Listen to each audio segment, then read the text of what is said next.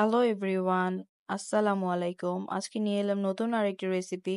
আজকে আমি আপনাদের সাথে শেয়ার করব বুটের ডাল দিয়ে মুরগির গিলা কলিজা রান্নার রেসিপি।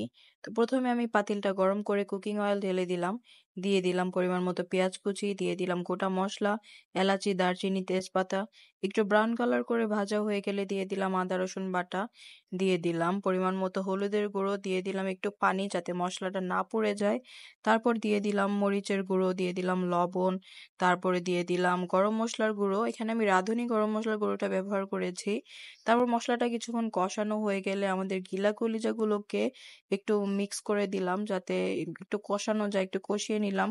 তারপর দিয়ে দিলাম আমাদের আগে থেকে পরিষ্কার করে রাখা ডালগুলো। এখানে আমি বলে রাখি ডালগুলো আমি রাতে ভিজিয়ে রেখেছিলাম যেন ভালো মতো সিদ্ধ হয়ে যায়।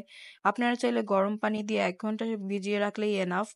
তাতেও সুন্দর সিদ্ধ হয়ে যাবে। তারপর কিছুক্ষণ কষিয়ে দিয়ে দিলাম পানি সিদ্ধ হওয়ার জন্য। পানি দেখুন আমাদের পানিটা টানিয়ে নিয়ে এসেছে আর সবকিছু সিদ্ধ হয়ে গিয়েছে প্রপারলি।